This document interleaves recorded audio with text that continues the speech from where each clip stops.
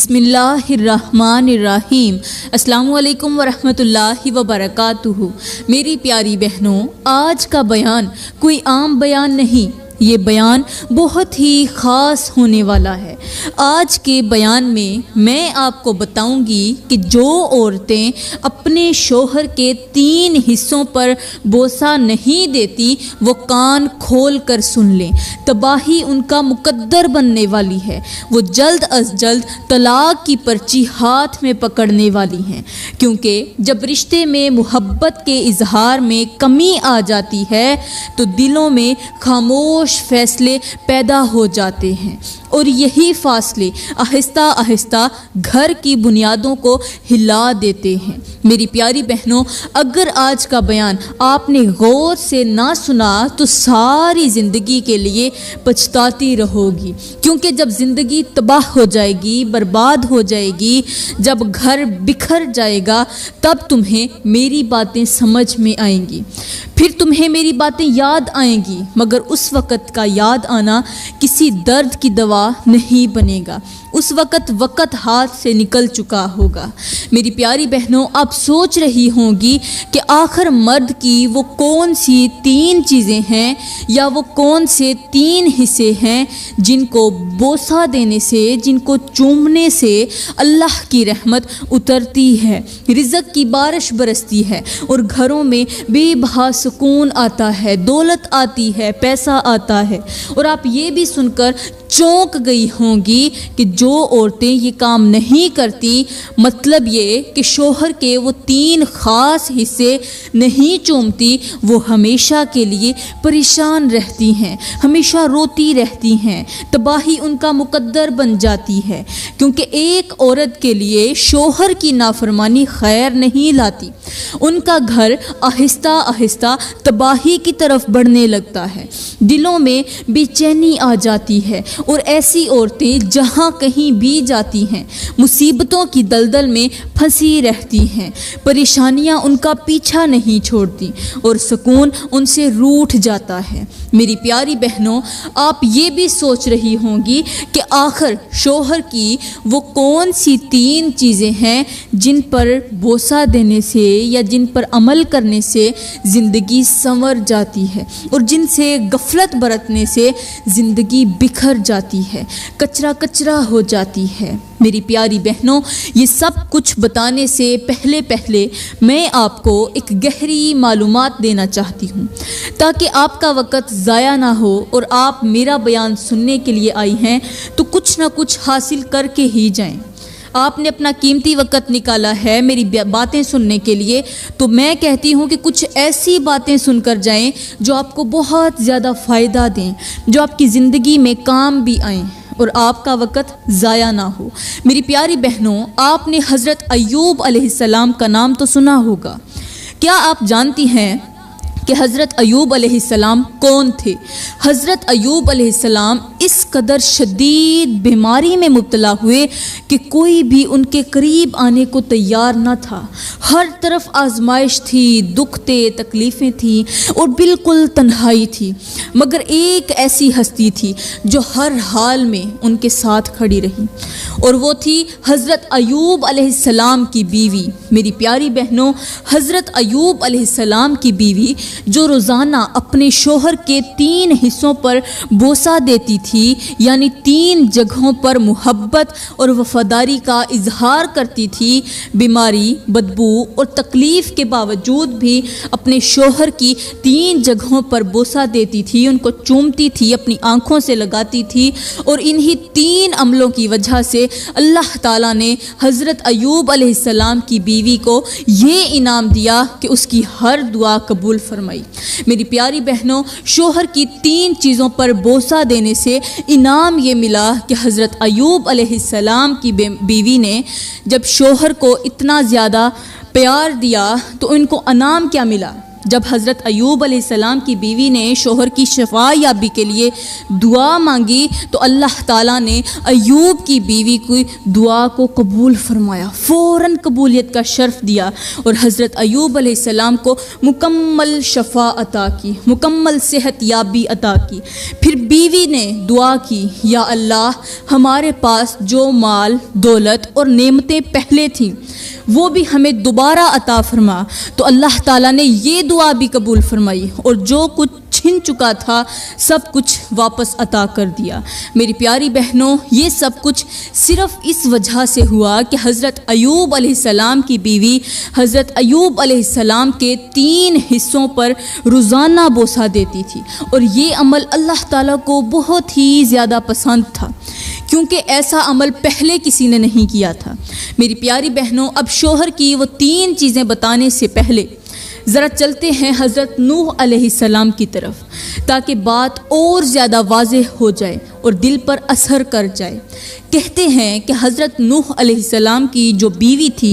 وہ اپنے شوہر کے 3 حصوں پر بوسہ نہیں دیتی تھی، یعنی محبت، وفاداری اور قربت کا وہ اظہار نہیں کرتی تھی جو ایک بیوی کو کرنا چاہیے، ہر حال میں کرنا چاہیے۔ میری پیاری بہنوں، شوہر کی 3 چیزوں کو نہ چومنے کی وجہ سے، بوسہ نہ دینے کی وجہ سے، وفاداری نہ نبھانے کی وجہ سے اللہ تعالیٰ نے اسے سزا یہ دی کہ وہ جہنم میں ڈال دی گئی۔ ایک نبی کی بیوی، وہ ایک نبی کی بیوی تھی، مگر نسبت نے نہیں، عمل نے فیصلہ کیا۔ اب ذرا غور کریں، شوہر کی 3 چیزوں پر بوسہ دینے کی وجہ سے حضرت ایوب علیہ السلام کی بیوی کو اللہ تعالیٰ نے اتنا بڑا مقام دیا کہ اس کی ہر ایک دعا قبول فرمائی گئی، شفا بھی ملی، دولت بھی لوٹ آئی اور عزت بھی عطا ہوئی۔ اور دوسری طرف شوہر کی 3 چیزوں پر بوسہ نہ دینے کی وجہ سے، محبت اور وفاداری کا اظہار نہ کرنے کی وجہ سے حضرت نوح علیہ السلام کی بیوی کو اللہ تعالیٰ نے کتنی بڑی سزا دی، اتنی بڑی سزا کہ ایک نبی کی بیوی ہونے کے باوجود اتنے بھیانک انجام تک پہنچی۔ میری پیاری بہنوں، اگر میں فرعون کی بیوی حضرت آسیہ کی بات کروں تو حضرت آسیہ بھی اپنے شوہر کی 3 چیزوں پر روزانہ بوسہ دیتی تھی، 3 حصوں پر ضرور بوسہ دیتی تھی، ضرور چومتی تھی، ضرور آنکھوں سے لگاتی تھی، یہ سب جانتے ہوئے بھی کہ اس کا شوہر فرعون ایک کافر ہے، مگر اس کے باوجود بیوی ہونے کا فریضہ نبھاتے ہوئے اس نے شوہر کے تمام حقوق ادا کیے، محبت اور وفاداری کا اظہار کیا، اور انہی 3 نیک اعمال کی وجہ سے اللہ نے آسیہ کو ایسا مقام عطا فرمایا کہ فرعون کی بیوی حضرت آسیہ زمین پر بیٹھی ہوتی تھی، مگر ان کا تذکرہ عرش بری پر ہوا کرتا تھا، کیونکہ اللہ کے نزدیک نیت اور عمل کی قدر ہوتی ہے، حالات اور نام کی نہیں۔ میری پیاری بہنوں، اب آپ جان چکی ہوں گی کہ جو عورتیں شوہر کی 3 خاص چیزوں پر بوسہ دیتی ہیں وہ دنیا میں بھی کامیاب رہتی ہیں اور آخرت میں بھی سرخرو ہوتی ہیں، اور جو عورتیں شوہر کے 3 حصوں پر بوسہ نہیں دیتی وہ دل کی دوریوں میں الجھ جاتی ہیں، ہر وقت روتی رہتی ہیں، پریشان حال رہتی ہیں، اور تباہی آہستہ آہستہ ان کا مقدر بن جاتی ہے۔ میری پیاری بہنوں، آپ نے غور کیا ہوگا کہ ہر محلے میں، آپ کے محلے میں یا پھر کسی بھی گلی کا کوئی محلہ ہو، اس محلے میں ایک گھر ایسا ضرور ہوتا ہے، صرف ایک گھر ایسا ضرور ہوتا ہے جہاں ہر وقت لڑائی جھگڑا رہتا ہے۔ کوئی بھی محلہ ہو، ایک گھر وہاں ضرور ایسا ہوگا جس گھر کے اندر ہر وقت لڑائی جھگڑا رہتا ہے، میاں بیوی کے درمیان شدید اختلافات چل رہے ہوتے ہیں، گھر کا سکون برباد ہو چکا ہوتا ہے، اور اس کی ایک بڑی وجہ یہی ہوتی ہے کہ بیوی شوہر کے دل تک پہنچنے کا راستہ بند کر دیتی ہے۔ میری پیاری بہنوں، اب بات کرتے ہیں کہ آخر شوہر کی وہ 3 چیزیں کون سی ہیں جن کو بوسہ دینے سے عورت کی زندگی بدل جاتی ہے، گھر میں خوشیاں آتی ہیں، رحمت کے فرشتے اترتے ہیں، اور جن کو نہ چومنے کی وجہ سے، یعنی شوہر کے 3 حصوں کو نظر انداز کرنے کی وجہ سے گھر جلد ہی جلد تباہی کی طرف چلا جاتا ہے۔ میری پیاری بہنوں، ان 3 حصوں میں سب سے پہلا حصہ ہے شوہر کے ہاتھ۔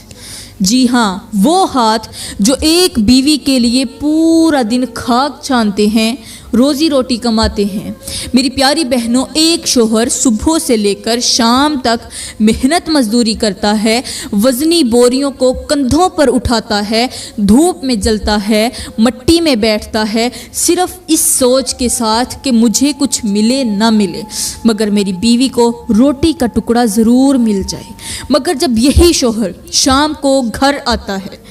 پورا دن خاک چھانتا ہے، دھوپ ہو بارش ہو جیسا بھی موسم ہو، اس نے کام کرنا ہی کرنا ہے۔ جب اتنی زیادہ محنت اور مشقت کرنے کے بعد گھر آتا ہے تو آگے اس کا حوصلہ بڑھانے کی بجائے، اس کا شکریہ ادا کرنے کی بجائے، بیوی اس کو کوئی ایسا جملہ بول دیتی ہے جس سے شوہر کی تھکاوٹ اور زیادہ بڑھ جاتی ہے، دل بجھ جاتا ہے اور محبت خاموش ہو جاتی ہے۔ تو فرمایا ایسی عورت جلد تباہی کی طرف چلی جاتی ہے۔ یہ وہ عورت ہوتی ہے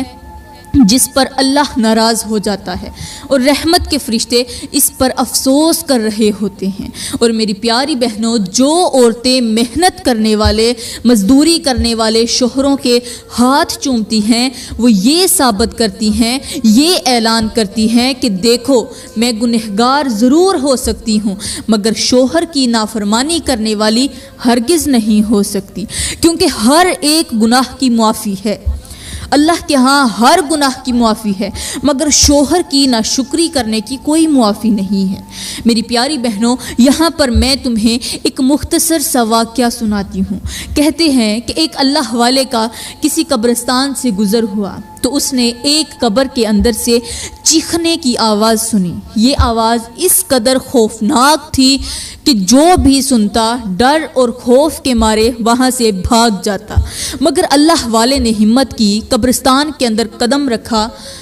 اور اسی قبر کے سرحانے پہنچ گئے جس قبر کے اندر سے چیخنے، رونے اور دل دہلا دینے والی آوازیں آ رہی تھیں۔ اللہ والے نے قبر کے ارد گرد دیکھا، ہر طرف نظر دوڑائی، پھر نظر پڑی ایک پتھر پر جو قبر کے اوپر رکھا ہوا تھا، اور اس پتھر پر لکھا تھا کہ شوہر کی ناشکری کرنے والی عورت کا انجام یہی ہوتا ہے۔ یہ پڑھ کر اللہ والا چونک گیا، سوچنے لگا کہ قبر کی تختی پر تو مرنے والے کا نام لکھا جاتا ہے، مگر یہ کس طرح کی عورت ہے جس کی قبر کی تختی پر یہ جملہ لکھا ہوا ہے؟ تو خیر، اسی پتھر پر مرنے والی کا پتہ بھی درج تھا۔ جہاں یہ جملہ لکھا تھا تو وہاں اس کا پتہ بھی درج تھا۔ اللہ والے نے حقیقت جاننے کے لیے اسی پتے کا رخ کیا۔ چلتے چلتے ایک بستی میں جا پہنچا جس کی بیوی کی قبر کے اندر سے چیخنے چلانے کی آوازیں آ رہی تھیں۔ اللہ والے نے اس عورت کے شوہر سے پوچھا